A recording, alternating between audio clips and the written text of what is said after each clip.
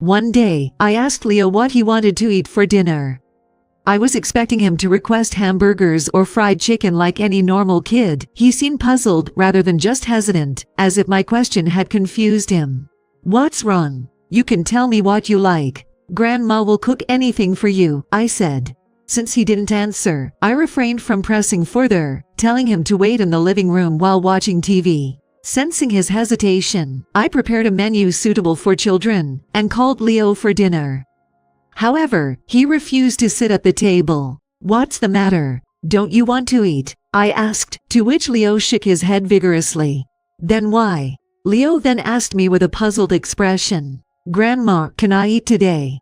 I couldn't believe my ears, wondering if I misheard due to hearing loss or misinterpretation. But when I asked again, Leo's response confirmed my initial disbelief. "Huh? What do you mean? We eat 3 meals every day."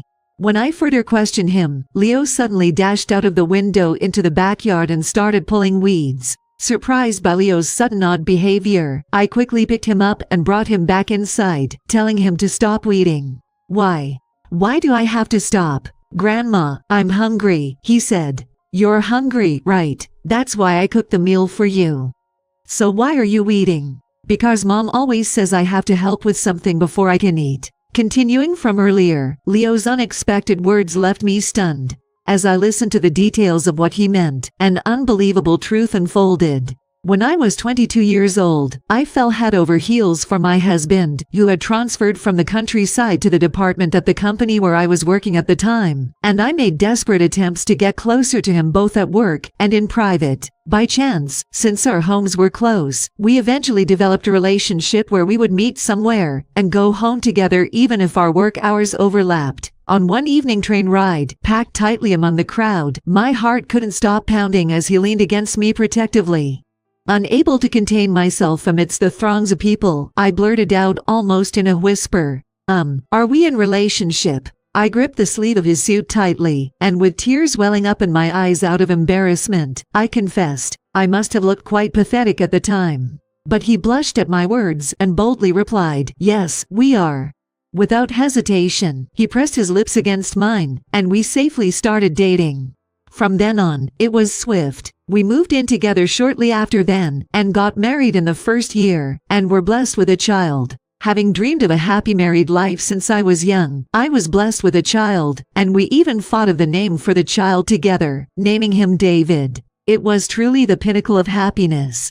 However, that happiness didn't last long. When David was 3 years old, I became suspicious of my husband's always unusually late returns. With the help of a friend who also worked at the same company as my husband, I investigated and found out that my husband was always leaving the office on time, but he was spotted leaving with a younger girl from the same department and heading to a hotel after work. That's when I first learned that my husband's consistently late returns were because he was meeting that younger girl. It was clear evidence of an affair. When I confronted him with the irrefutable evidence of the affair, my husband finally admitted to it, too. I was deeply disappointed. I threw my wedding ring and divorce forms at him and decided to leave him, taking David with me. As a single mother, I struggled to balance work and household chores while raising David. Seeing me working hard at my job and household chores, David, even as a child, did his best to help around the house as much as he could to lighten my burden. I remember crying in the midst of other parents during a school open house when I heard David's essay about his future dream, which was to make Mom's life easier. It's a nostalgic memory. David grew up healthy and strong, and now he's 27. One day, he brought his girlfriend home. "This is Kate, Mom, I want to marry her," he said confidently. Kate had a straightforward personality, leaving a good impression on me. "David, if she is the person you've chosen, I have no reason to say no. She's a lovely person." "Really? So you're allowing our marriage?" "Yes. But remember, since she's such a great catch, make sure to make her happy, okay?" "Got it, Kate. Let's build a happy family together from now on." "Yes. Thank you." Even from my perspective, David and Kate seemed perfect for each other, so I approved of their marriage and sent them off to their bright future. "Congratulations on your marriage, David, Kate. Tears welled up at their wedding, a moment of joy mixed with embarrassment as memories flooded back. A year later, their son, Leo, was born. Witnessing Leo's birth alongside David, I was overwhelmed with tears of joy at the sight of him, a cherished memory. Yet, seeing David, who loves children, cry even more than Kate during childbirth, was a heartwarming scene as a mother. A year later, I received a call from David. He explained that he would be temporarily relocating for work, and asked if I could occasionally check on Kate and Leo while he's away. I think they'll be fine, but Leo is becoming quite a handful. So even if not every day, could you check on them about once a week? I understood David's concerns. Leo had been quite a handful himself as a child, always wandering off whenever I took my eyes off him. While David managed to handle him while growing up, it's natural for him to worry when he's away. I got it, David. I will do that if you ask me to do so, and I also want to see how my adorable grandson is doing. With David reassured, he embarked on his temporary assignment, and I headed to their house to check on them over the weekend. Feeling empty-handed visiting their house without a gift, I packed some sweets that Leo might like, and brought some dishes I cooked for them. Ringing the doorbell, as the camera on the monitor notified them of my arrival, I was greeted by Kate, who emerged from the house amidst bustling footsteps. Huh. Why are you here today? Well, you know, David was so worried about the two of you while he's on his assignment, so he asked me to check on you. Oh, I see. It's a bit messy and dirty, but please come in. Feeling a slight sense of unease at Kate's momentarily puzzled expression, I realized that it was only natural for her to make that face when visited almost unannounced. Upon entering the house, Leo, who had been playing with his drawings in the living room, greeted me with a smile. Meeting Leo after a long time, he had grown taller, and while he had a cute face that could be mistaken for a girl when he was a baby, he had now grown into a mischievous-looking boy. Oh, right, here's a souvenir. I brought some sweets and prepared dishes for you two to enjoy. Well, thank you. David is such a worrywart, right? Please make yourself at home. With Kate's suggestion, I enjoyed the long-awaited reunion to the fullest by playing board games, card games, watching cartoons that Leo liked, and having fun together. In the evening, we filled the dinner table with prepared dishes I brought and dishes I cooked together with Kate, and we had dinner together. As the three of us joined hands to start dinner, I felt a slight awkwardness seeing Leo eagerly devouring the prepared meal. It almost reminded me of hungry kids I used to see on daytime TV shows overseas, for some reason. Those were orphan kids abroad, but Leo had Kate, his mother, to take care of him. There was no way he wasn't eating his meals. Leo, you don't have to rush like that. No one's going to take it away from you. Despite urging Leo to eat slowly, he seemed completely engrossed in his food as if he couldn't hear me. Leo has been like this during meals lately, like he's going through a growth spurt. I'm sorry if my parenting is lacking. I see. Yes, he needs to eat well to grow well. Understanding that it was due to his growth spurt, I transferred some of the side dishes I had on my plate to Leo's. After finishing dinner and chatting with Kate while doing the dishes, I played with Leo a little more before it was time for me to catch the bus home. Then, a few months later, I received an unexpected call from Kate. I'm really sorry to bother you out of the blue. It seems David has fallen ill while away, and I need to go take care of him. Can I ask you to look after Leo for a while? I'm perfectly fine with it, but is David okay? Should I go instead? Although I offered to go in place of Kate since she had Leo to take care of as well, she shook her head, saying she couldn't bother me, and entrusted me with David's care. It was understandable to worry about David possibly falling ill while away. Understanding Kate's feelings, I promised to take care of Leo responsibly while leaving David's care to Kate. Kate told me that she would probably be busy taking care of David and would not be able to answer my call. She promised to contact me if something happened. Feeling a bit puzzled but considering it as Kate's expression of wanting David's care to be entirely left to her, I saw of Kate as she headed to David with Leo. I wonder if Dad will be okay. I'm sure he'll be fine, don't worry.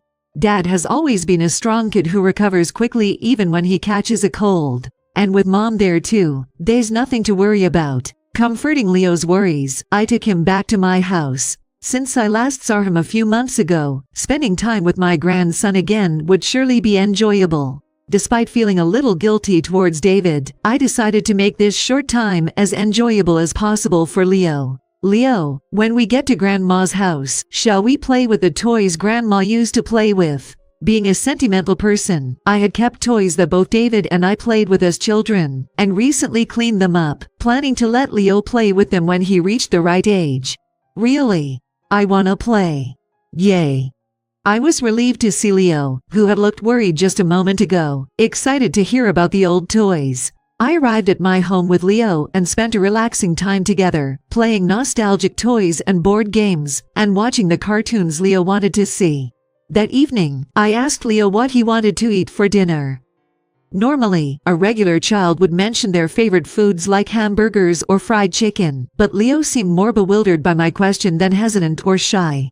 What's wrong? You can tell me what you like, you know. Grandma can cook anything for you. Despite asking, Leo didn't answer what he liked, and I felt like pushing further might make him feel blamed, so I didn't press further and just told him to wait in the living room while watching TV. I prepared dishes that seemed like something a child would enjoy, and called Leo to have dinner. However, Leo wouldn't sit down at the table despite the dinner being ready. What's wrong? Don't you want to eat? Leo shook his head vigorously in response to my question.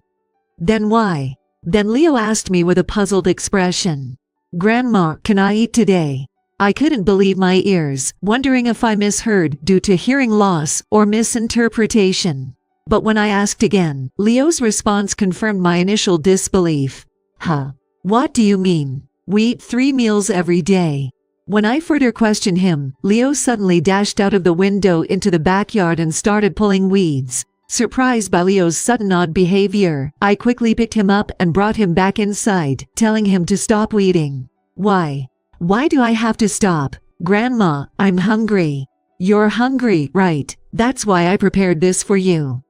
So why start weeding? Because Mom always says I have to help with something before I can eat. Continuing from earlier, Leo's unexpected words prompted me to listen to his story with disbelief. According to him, since David left home, Kate had started pressuring Leo to help around the house and be a good kid, and if he didn't listen, he wouldn't be given any food.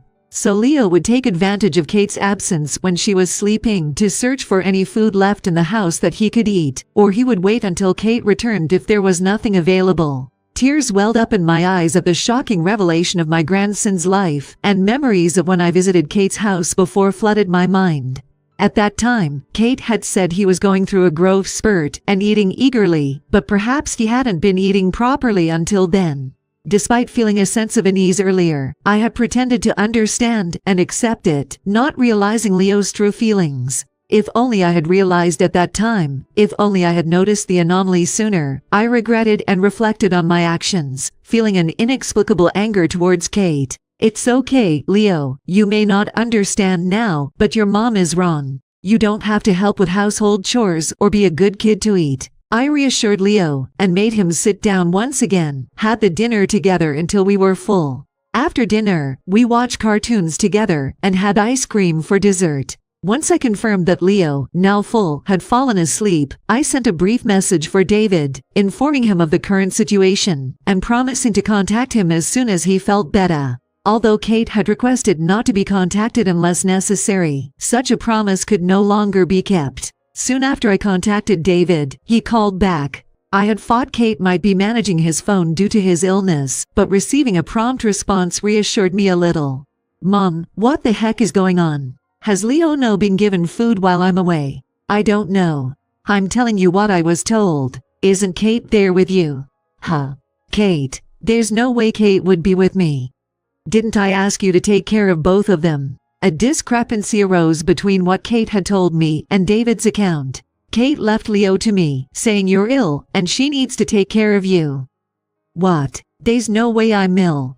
Besides, if something like that happened, I would contact you. Indeed, that was true. If something had happened while he was away, he would have contacted me. But this time, there was none of that, and I only heard that from Kate. And now that I think about it, it's clearly strange that she told me she would not be able to answer my call while she is taking care of David. It's almost as if she's pushing us away and trying to hide something. Come to think of it, I remember Kate telling me not to come home even if I had a long holiday.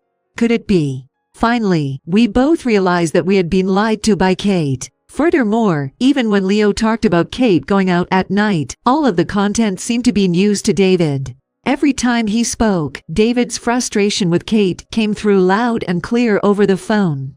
After hearing all of the stories, David said he would take a day off tomorrow and come to see us. The next day, David returned early in the morning, visited my house, and tightly hugged Leo, who had come with him to the entrance, with tears in his eyes. "Dad, welcome back. What's wrong?" "Leo, I'm sorry." It seemed like David's feelings had already been decided since the call from yesterday, and he had decided to divorce Kate, who had treated Leo like this and left him home alone to go out. It was likely that Kate was having an affair while taking advantage of David's absence. To gather evidence, David searched his home for anything that Kate might be hiding, such as her room or closets, but while she had taken measures to conceal physical evidence, checking the PC history revealed hotel reservations. Since there were only reservations for 2 people, it suggested the possibility that she was staying overnight with someone other than David.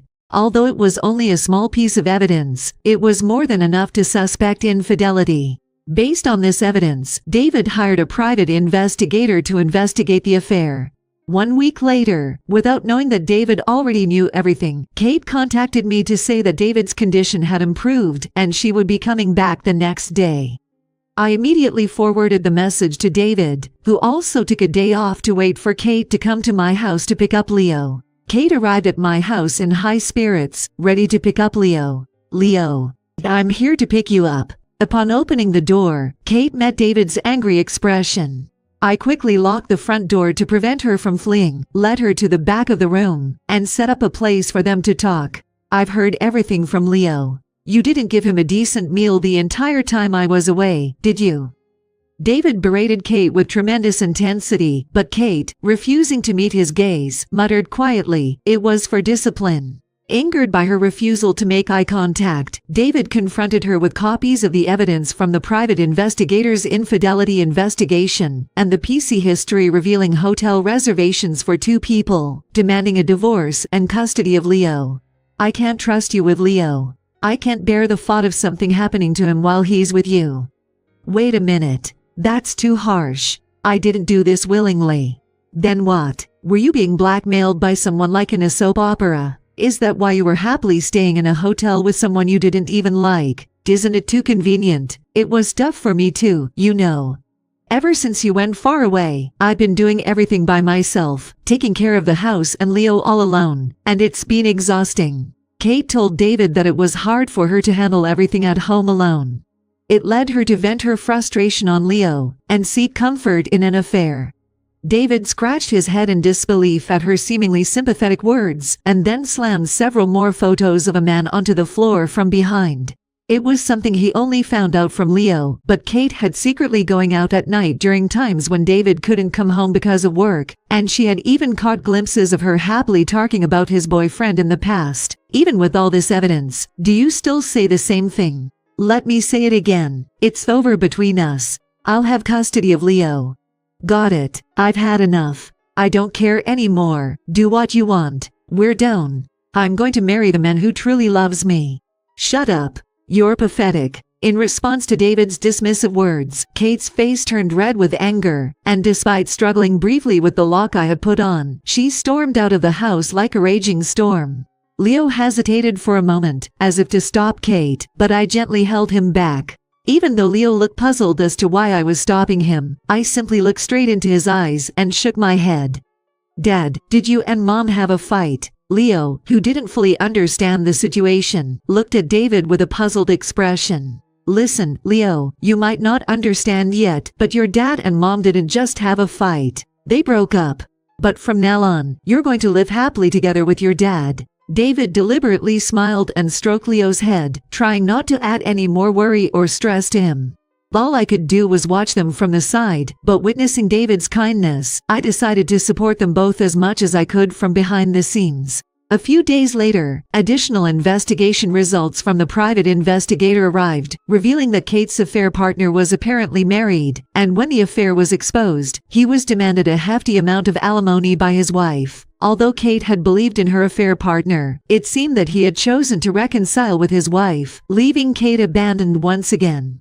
Despite attempting to repair her relationship with David, Kate was served with a restraining order by the lawyer, leaving her with no choice but to live alone. David, realizing that he couldn't leave Leo alone after this incident, changed jobs to remote work, and decided to live together with us in my house. Although Leo was initially bewildered, he gradually adapted to the environment. I continue to cook warm, homemade meals every day to ensure that Leo doesn't go hungry. We enjoy meals together as a family of 3. I hope that Leo will not let people's moods and expressions get the better of him, and that we will not have to see him like that anymore. Hoping that only warm memories of family will remain in Leo's future. I continue to cook delicious meals every day, watching Leo and David eat happily until they are full, feeling truly happy.